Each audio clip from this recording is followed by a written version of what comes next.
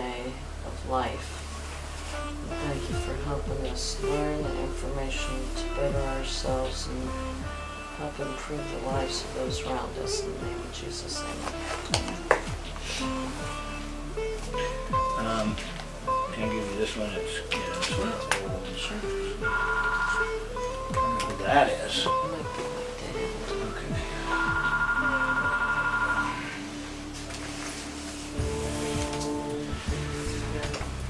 Alright, let's see where we were.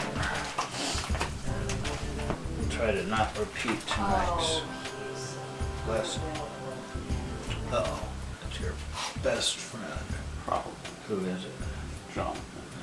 5:25. Within the hour. Ideas of best friends. Okay. So, this is the one we repeated. We don't need to repeat it again.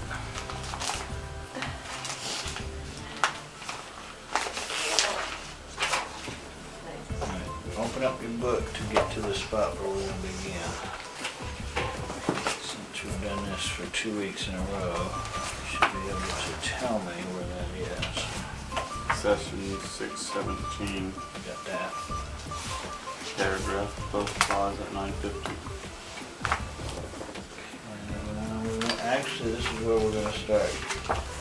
Right where it says 11:17, right? Am I way off? What was that one? It was Jonathan. Yeah, I'm off. Okay. 9:15. Where's 11:17? No, that's wrong. He was right. Okay, 9:50. Yeah. All right. So, we're going to pick up from session 617. This is again Nature of Personal Reality, session 617. Right, basically at the pause at, Well, at 9:15. It'll be right above it. We actually read that last time, and We did. yeah, we repeated that one. And then we ended at 5:18 here. Oh my gosh. Okay. Did we go? I didn't mark where we went for 5:25. But if we do that, let's go on. So we want to go all the way then to the next break, and we're going to go where it picks up at 10:19, where it starts with "You make your own reality." Does that sound right? Everybody Yeah. good with that? Okay, and then make your little note here on where we're at. Date. And guess what tonight's lesson is about? Making your own reality. Making your own reality. It's the same lesson over and over and over. But he has to say it in more and more different ways. Does anybody know what the word intelligence really boils down to? Being able to categorize things.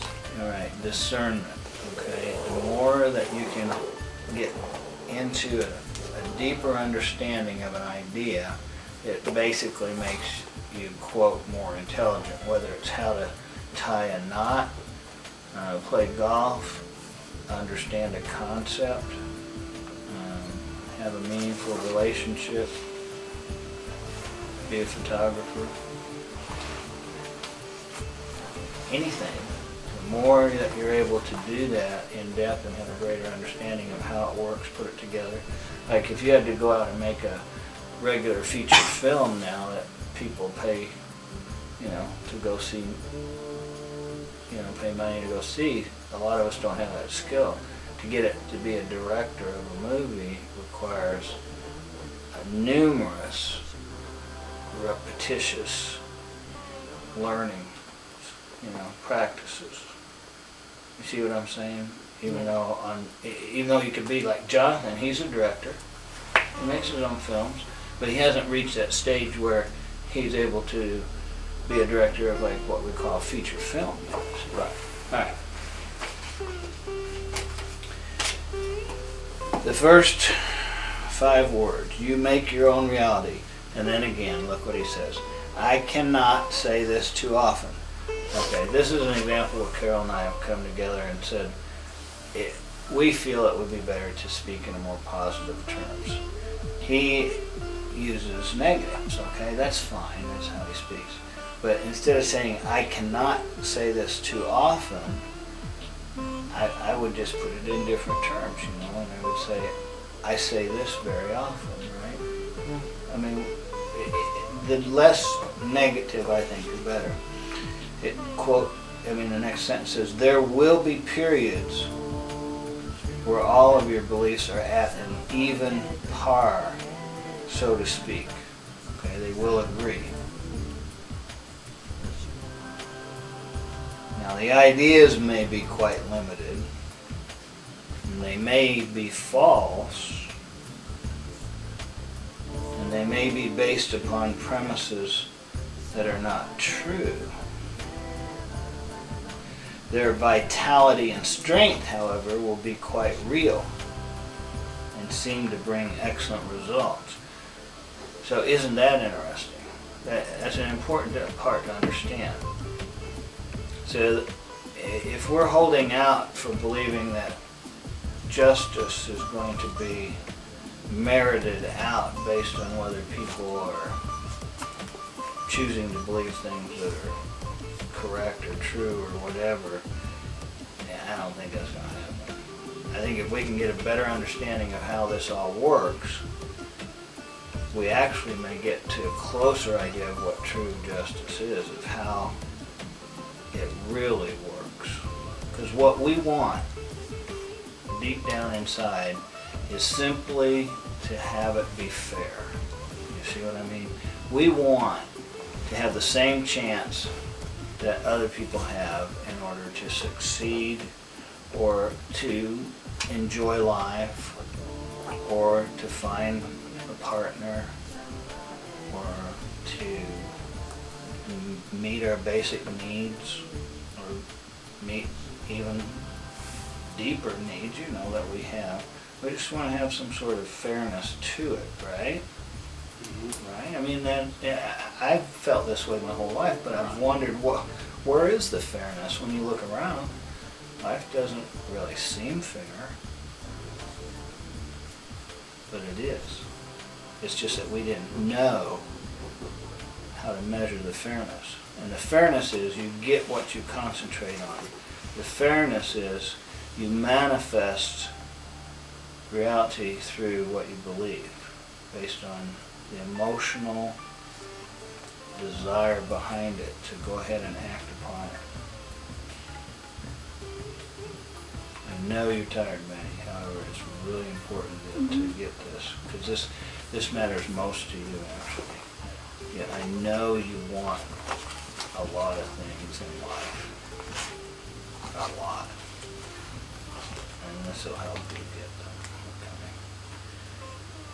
One of the interesting things about it is be careful what you wish for, though. Because what we think now is important and what we really want, we could easily find out later on that it is filled with some aspects or lacks of understanding or lacks of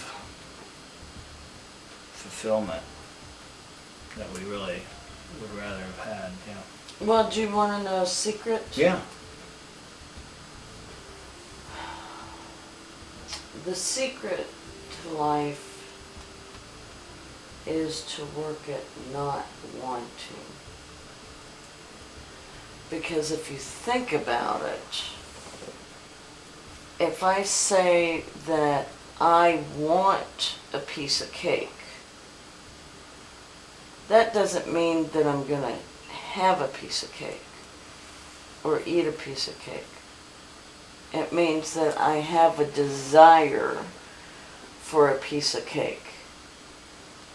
So if I want a piece of cake and then I get it, then I'm always going to want something different and want this and want that. I think that being satisfied with the here and now to eliminate the wanting is part of the secret of life.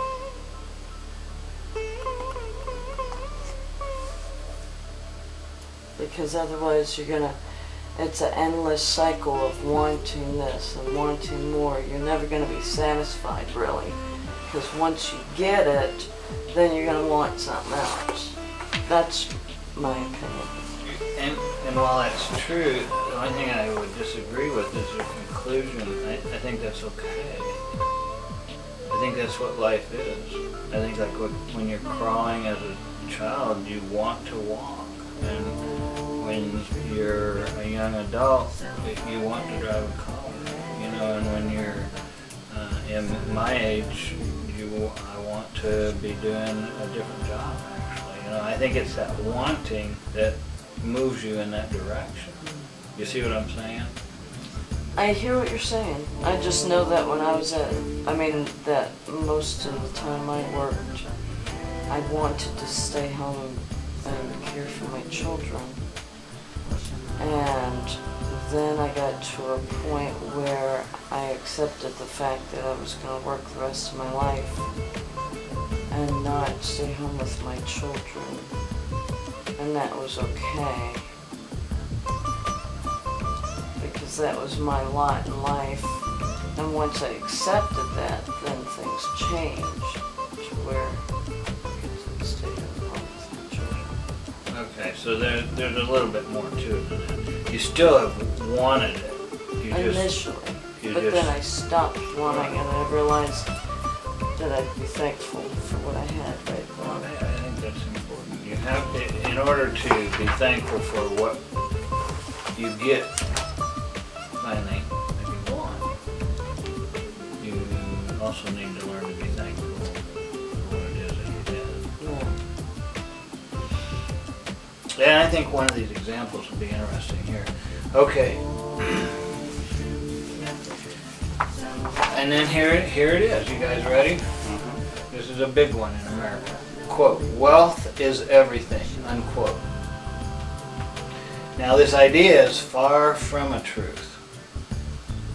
The person who accepts it completely, though, will be wealthy and in excellent health. And everything will fit in quite well with his beliefs. Yet, the idea is still a belief about reality. And so, there will be invisible gulfs in his experience of which he is ignorant. He won't even know what it is he's missing. On the outside, the situation will look most advantageous. And while the person seems quite content, beneath there will be the gnawing knowledge of incompletion. On the surface, there will be balance. So, as your beliefs change, there will be alterations in your experience and behavior and points of stress, creative stress, while you are learning. Our rich man just mentioned may suddenly realize that his belief is limiting, and that he concentrated upon it exclusively so that money and health became his sole aims. The shattered belief may leave him open to illness, which would seem like a negative experience. Yet, through the illness, he may be led to areas of perception he had earlier denied, and he may be enriched in that particular manner. The shifting of belief may then open him to question his other beliefs, and he realizes that in the area of wealth, for example, he did very well because of his beliefs. But in those others, perhaps deeper experiences opened by his illness. He learns that human experience includes dimensions of reality that had earlier been closed to him, and that these are also easily within his reach, and without the illness that originally brought them forth. a new conglomeration of beliefs might emerge. In the meantime, there was stress, but it was creative. Now, in a way, that sounds really similar to what I'm going through. I mean, I still don't see the sort of light at the end of the tunnel as far as where this is all going to end up for me. At 10:31 it says, now here's another example. Your conscious thoughts regulate your health. Just think about that before we go on.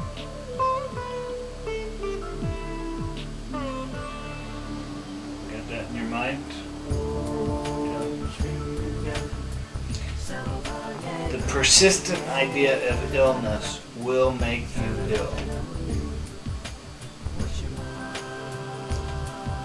While you believe that you become ill because of viruses, infections, or accidents, then you must go to doctors who operate within that system of belief. And because you believe in their cures, hopefully you will be relieved of your difficulty. So it's all mental. That's what he says. And he says that as long as that's the system you believe in, go ahead and use it. Okay? Because you do not understand that your thoughts create illness, you will continue to undergo it, however, and new symptoms will appear. You will again return to the doctor. When you are in the process of changing beliefs, when you are beginning to realize that your thoughts and feelings cause illness, then for a while you may not know what to do. In the larger context, you realize that the doctor can at best give you temporary relief, yet you may not be completely convinced as yet of your own ability to change your thoughts. Or you may be so cowed by their effectiveness that you are frightened. So, there is a period of stress in between beliefs, so to speak, while you dispense with one set and are learning to use another. But here you become involved with one of the most meaningful aspects of the nature of personal reality as you test your thoughts against what seems to be. There may be a time before you learn how to change your thoughts effectively, but you are engaged in a basic, meaningful endeavor. Now in the next sentence, what is the second word, Maddie? Oh, Carol. And the next sentence, truth. Truth. So once again, I point out, once somebody speaks the word there, you want to sort of let your ears perk up, okay? The truth is then that you form your reality directly.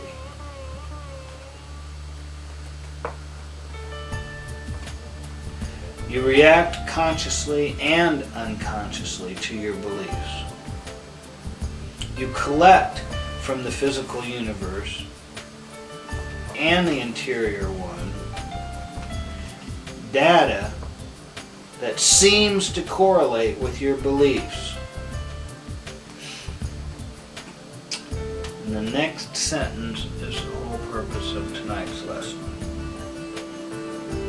Okay? So this is what we're going to write down. And he's giving us, what is this called when he's giving us a directive? Have you ever gotten a directive yet out of this book? You have? What? Your thoughts create reality. Now, those are statements of what he's trying to say. This is a directive. Oh, yeah, he's telling us. So what he is finally doing is he is finally trying to help shift us away from what we're normally used to thinking And he's going to start preparing us and actually would move us into mental exercises in order to understand how to do this. Here's the directive. Believe then that you are a being unlimited by nature, born into flesh to materialize as best you can the great joy and spontaneity of your nature. I think that's one of the best sentences that I've ever read by anyone in all of humanity.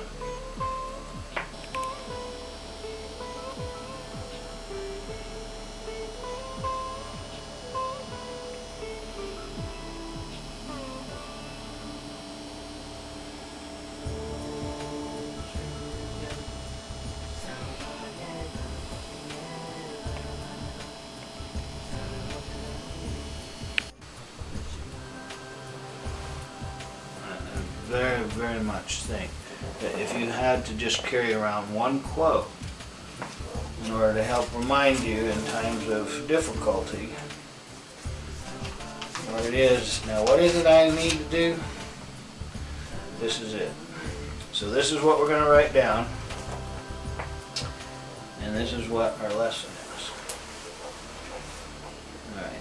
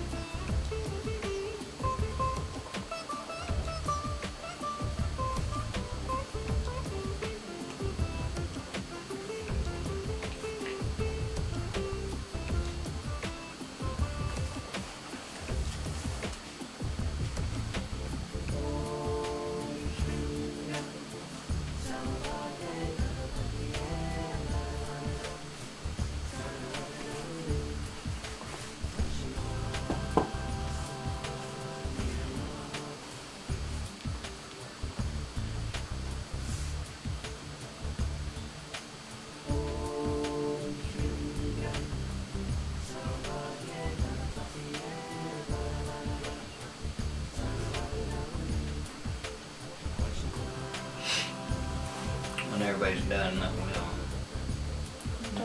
While you're writing it, I'm going to read it again. Believe then that you are a being unlimited by nature, born into flesh to materialize as best you can the great joy and spontaneity of your nature.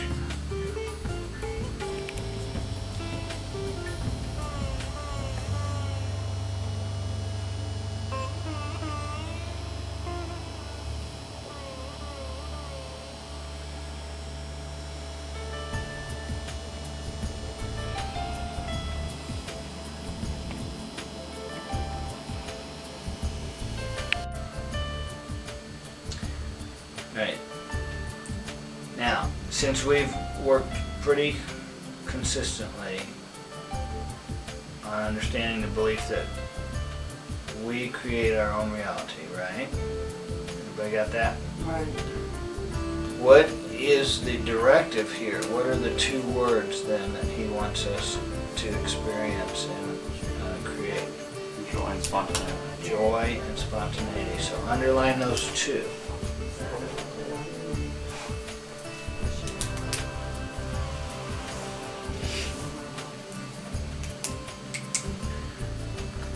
Alright, now we can complete the lesson, although I want to do some aspect here to help us. Instead of just sort of closing our books and basically going about our way, and then by next Wednesday we start over and haven't given this a second thought. I want us to, each of us, think of our own personal symbol, okay, that will at least temporarily represent this directive. Now I'm going to tell you some things that I've learned so that you won't be completely wondering, oh, is this the right way to do it? First of all, there's really no right way. Okay, so if you come up with your own ideas that are different than what I'm saying, that's fine. This is to help if it does. One of the things I find when I choose a symbol is that it doesn't always stay the same. Okay?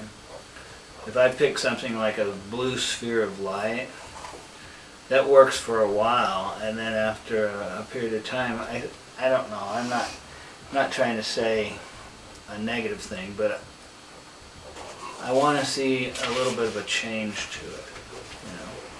So then it may become a blue sphere of light that rains glowing blue rain, you know. And my point is, our symbols can alter. That's what I'm trying to say. Of course, being a photographer and so much into images, that's why I may pick that. I'm sure musicians could pick symbols that would be simply music in their heads. Writers might pick words.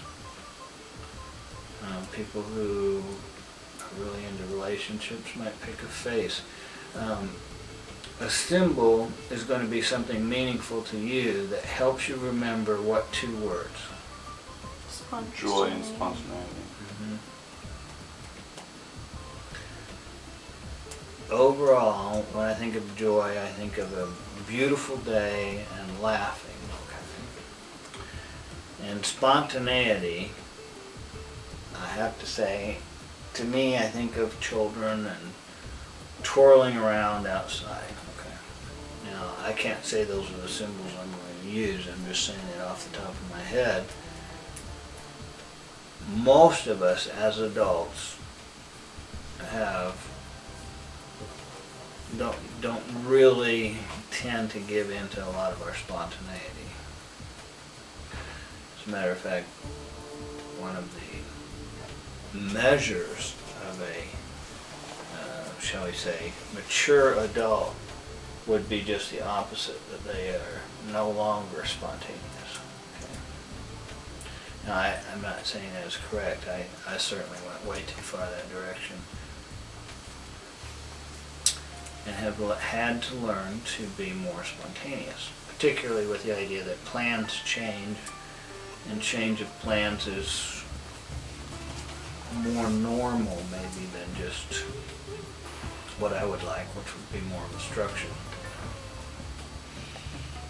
Again, joy overall doesn't have to be laughter. It can be simply the beautiful, nice feeling of relaxation. Overall, a lot of us look forward to just simply laying down and relaxing. That can be joyful. It can be seeing the face of one of your close relatives, smiling, and then you embrace. Whatever you end up using, please give it some thought, okay? Whether it's just right now, over the next 60 seconds, or sometime during the week. Alright, so underneath it, write the words, create my own personal symbol, okay? And this is your assignment. And I don't give you very many, okay? Now if it takes us a few weeks to do this assignment, that's okay, because like I'm saying, this particular statement is one of the most important ones that I've ever read of all the philosophies. sitting on my lap.